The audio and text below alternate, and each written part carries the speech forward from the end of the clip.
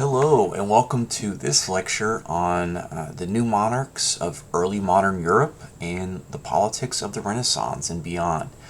We're going to look at some rulers and some emerging nations today that kind of developed out of the 1400s and into the 1500s, and how this set the trend of centralized governments in Europe.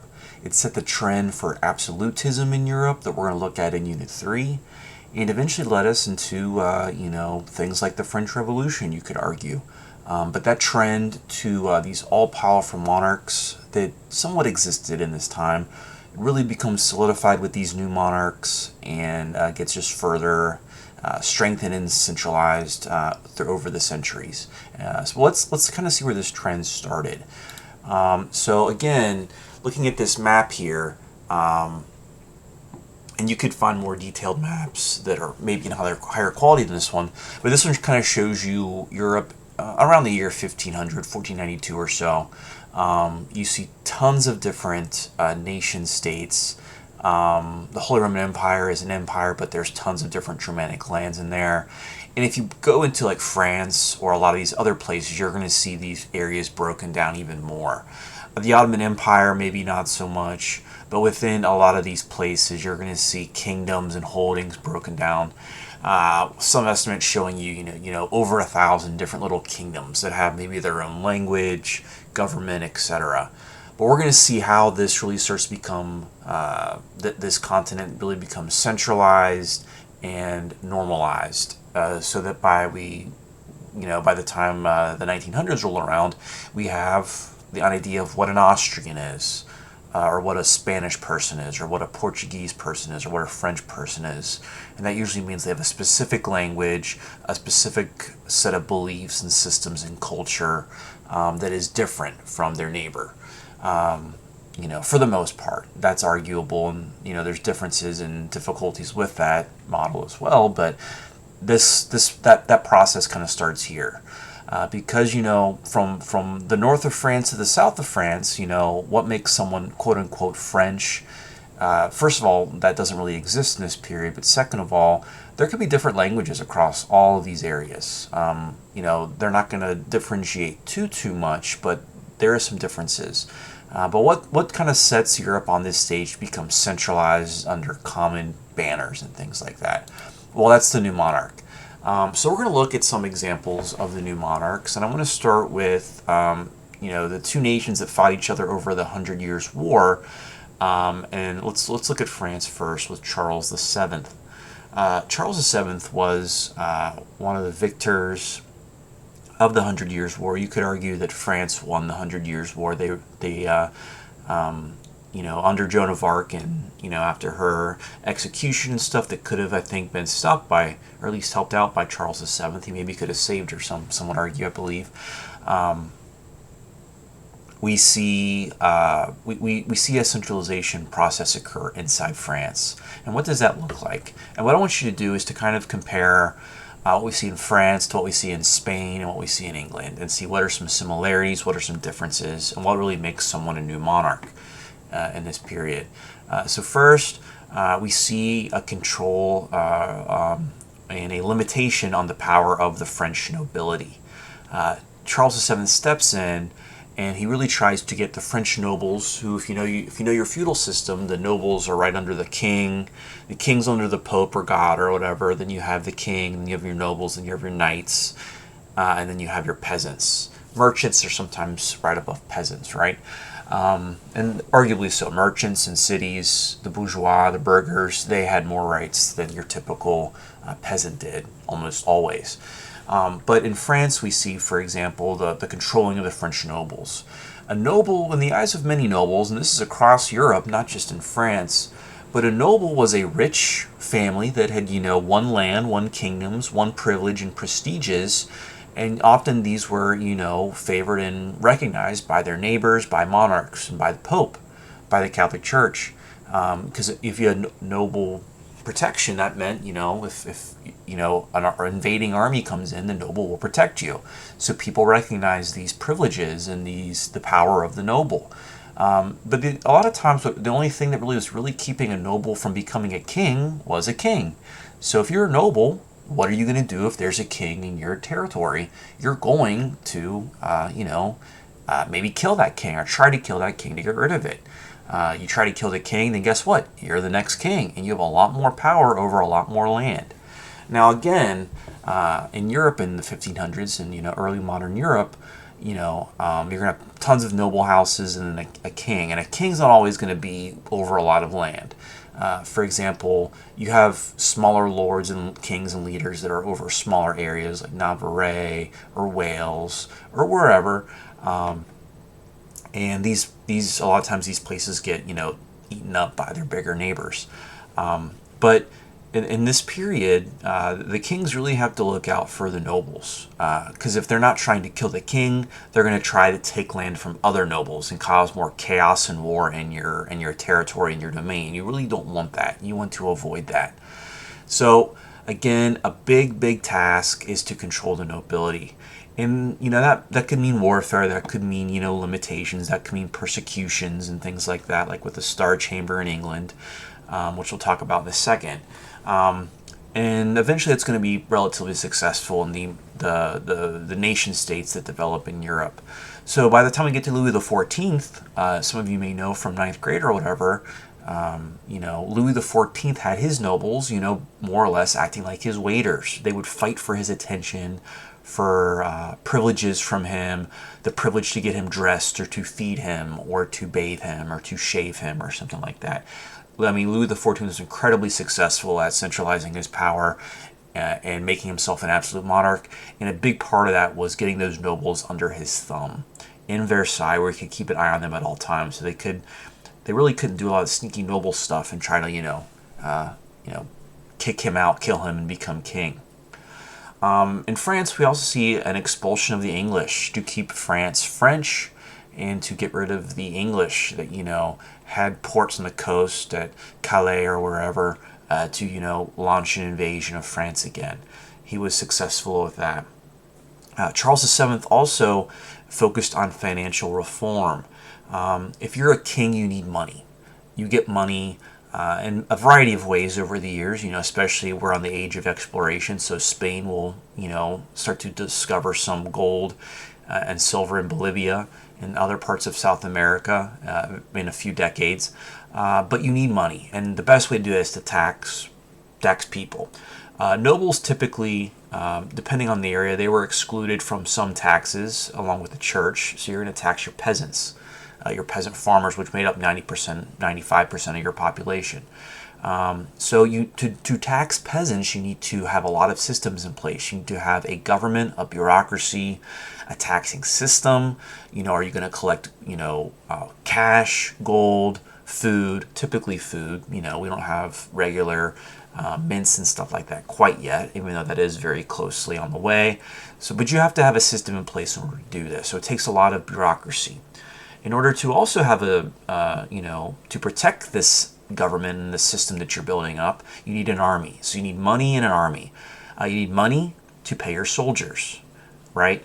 So to have these systems in place to pay your soldiers, to collect taxes from your peasants, and to get your nobles under control, you need a government bureaucratic system. It can't just be you running your government. You can have all the power and tell people what to do, but you need to have people you can control, and that creates a bureaucracy. So to do all this, you're going to need to hire workers and people to work for you in a bureaucratic government system. Additionally, we have the Concordat of Bologna, which took power from the Catholic Church and gave it to the French king, and he could appoint bishops. But again, you need a bureaucracy to do that. Now, what you could do, since these bishops are going to like you because you gave them power, you gave them, if you're a bishop, you're going to be able to collect a tithe from your peasants, religious money from your peasants to, use for whatever you want. You're supposed to, help the poor or whatever, but, I don't think a lot of bishops did that for the most part. But with this, when you have these bishops appointed under your control, you can then put them to work and they can become workers or bureaucrats for you. We do see a trend in France of cardinals and other important Catholic people becoming important advisors and workers for the French monarch. Cardinal Richelieu, for example, Cardinal Mazarin, of Louis XIII to Louis XIV. They helped centralize and solidify the French government and helped run the French bureaucracy. And we'll talk about them in 2 units in Unit 3. Going over to England, we see England and eventually the UK follow a similar pattern. Now, from 1215, we have a thorn in the side of English monarchs, and that's the Parliament.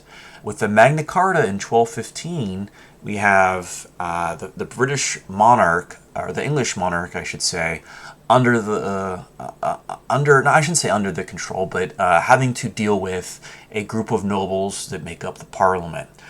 In this period, the Parliament did have some power over the money that the English king could spend.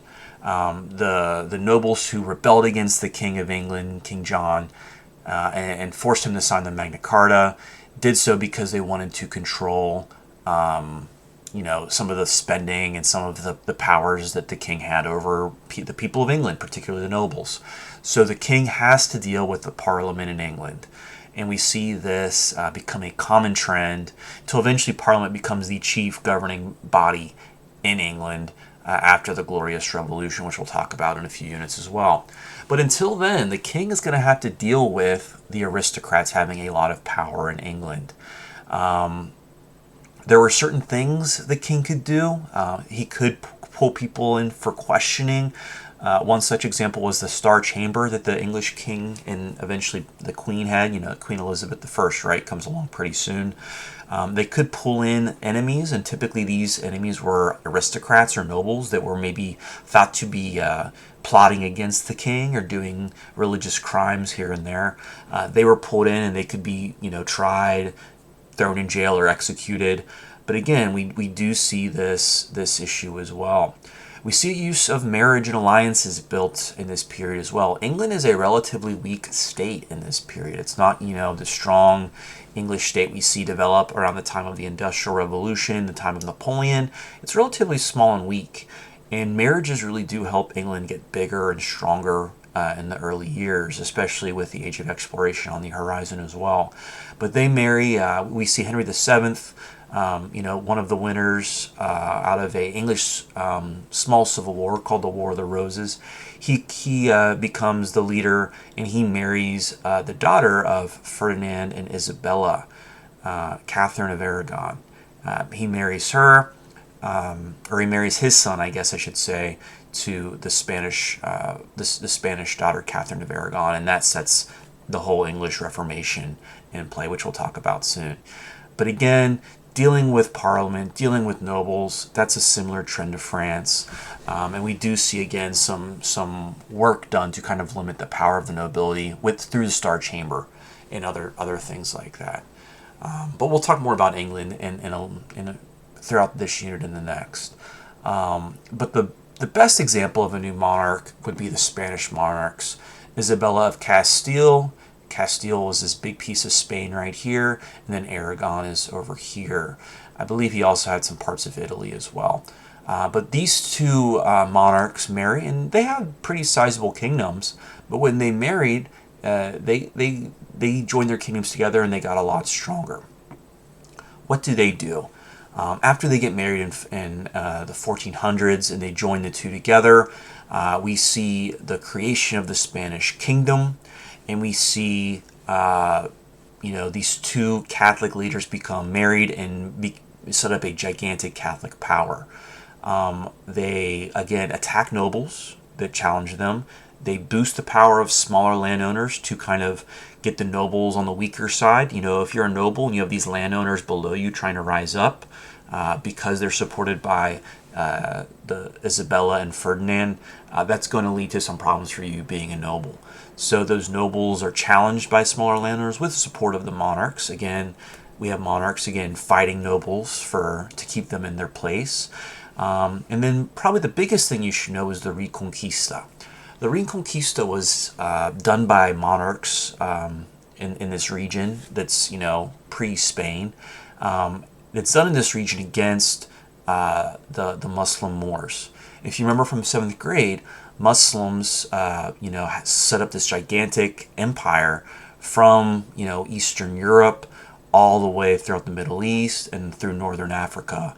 And they even got into parts of Spain and Portugal. They made their way up through a lot of this region, almost getting into France, and sometimes not quite getting all of Spain and Portugal, but getting a lot of it, and setting up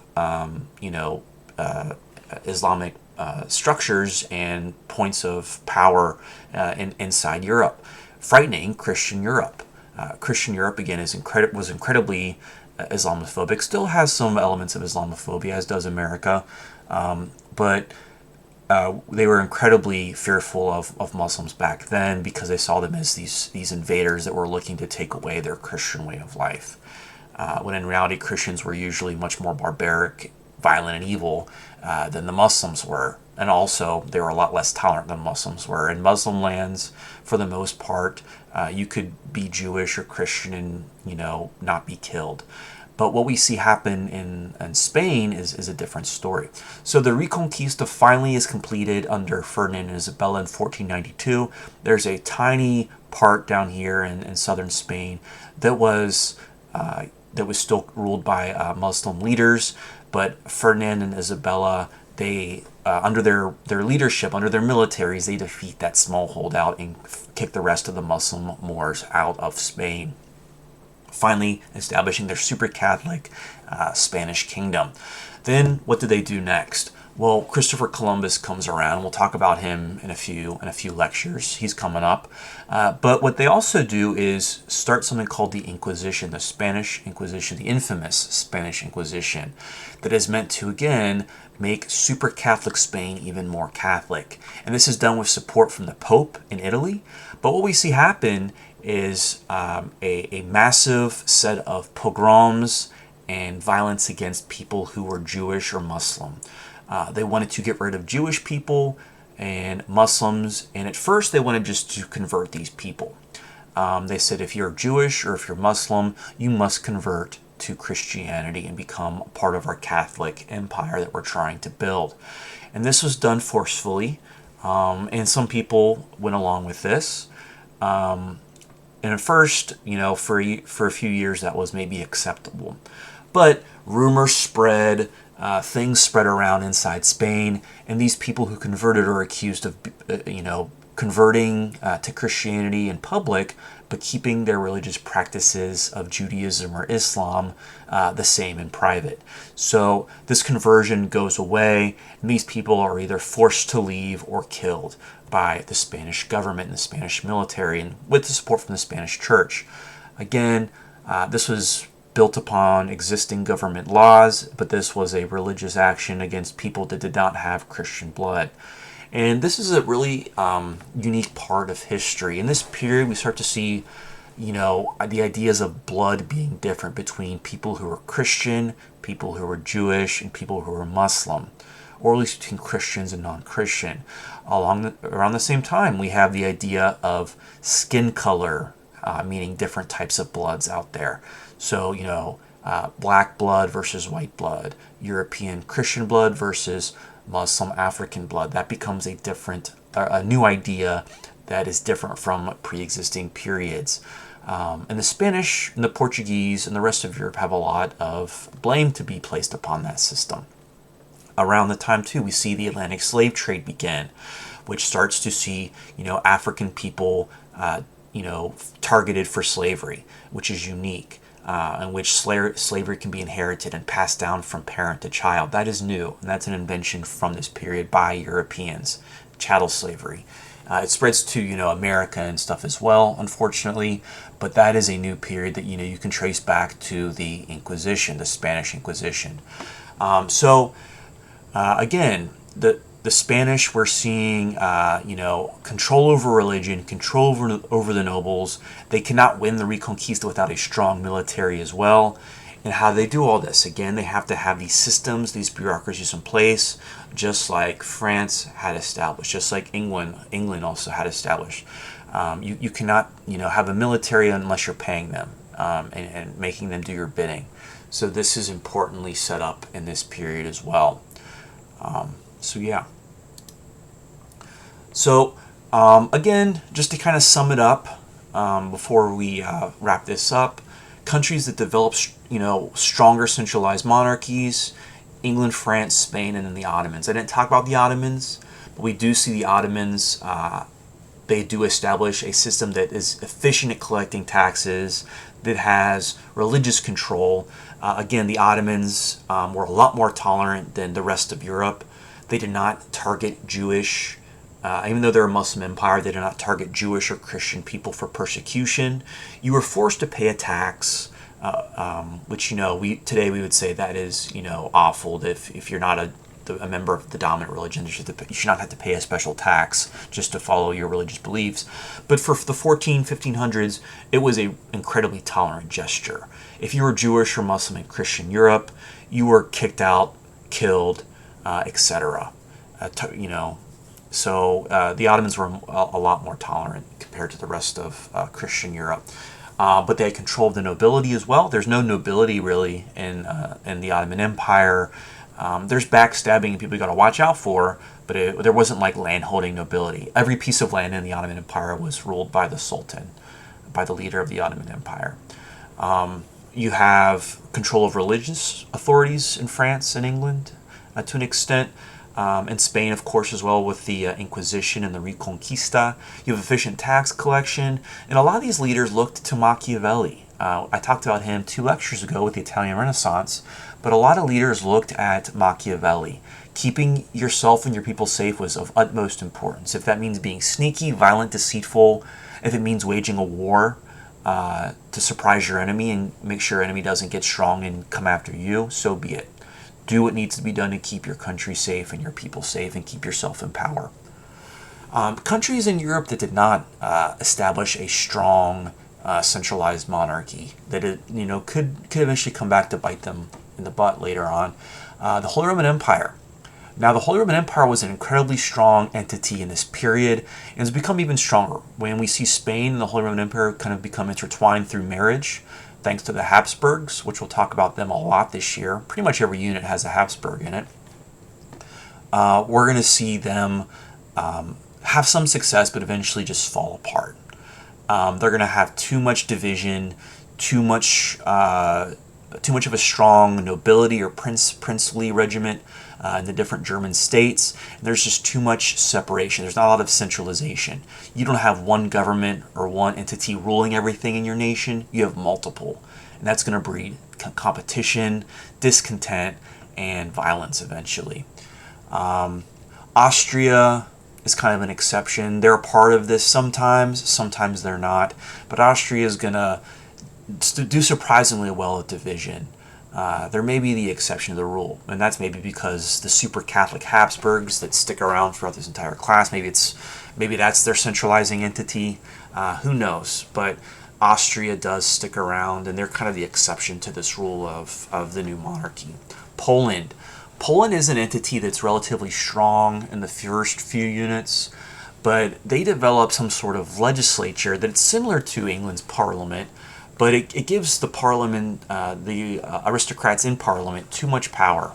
We're going to talk about this, but basically if you're a king and you're in Poland and you want to pass a law or something like that, you have to send it to your parliament, the Sejm, S-E-J-U-M. The thing about the Sejm, the Polish parliament, is all it takes is one veto from one member of the Polish parliament, from one noble, and your law will not pass. So it's an incredibly strong parliament that has a lot of power over the Polish king. They do have some success in the early years, but we're actually going to just see them kind of swallowed up by Austria, Prussia, and Russia by the end of the 1700s, because they're just that weak. Hungary is an exception. We do see one king, King Matthias Corvinus, create a strong centralized state based on humanism, and a relic of the Renaissance that inspires him. But for the most part, Hungary is going to be swallowed up by Austria, and that's going to breed some competition there. Russia, at this point in time, is still incredibly weak. The boyars of Russia, they're very incredibly strong. They terrorize some early Russian kings, and traumatize them as well when they're young and infants and stuff like that. But for the most part, they're gonna stay pretty weak. Until we get to people like Peter the Great. And we'll talk about him in a few units as well. So again, the strong, centralized new monarchs, they use their military, their control of religion, their control of the nobility, and their tax collection, which is all done by a strong bureaucratic state. And the non-new monarch areas, there's too many religious differences. The nobility is too strong, and there's no real strong government bureaucracy to help you run the show. We'll look at this man, Charles V here. He's an example of the Habsburgs. He's an offspring of Ferdinand and Isabella. And he had the chance to make, a super strong, super Catholic empire that is built on some of the components of the new monarchy that, Ferdinand and Isabella established, but it's going to kind of fall apart. And we'll talk about that pretty soon. But all these people from here to here, these are all Habsburgs. And these people are going to be around for years, for centuries, throughout this whole class. I mean, there's one Habsburg that's still around today. There's multiple, I should say. They don't have any governmental power, but I think one of them's like an F1 racer, F1 driver.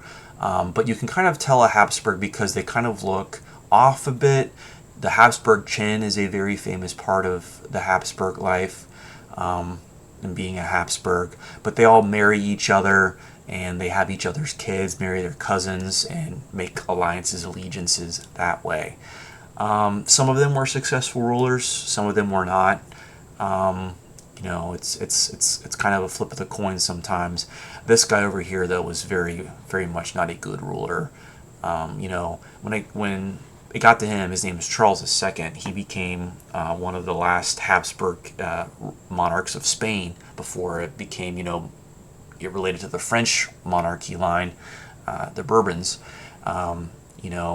You could say the family tree was not a tree at that point, but like a wreath, a family wreath at that point. That's how inbred these Habsburgs got.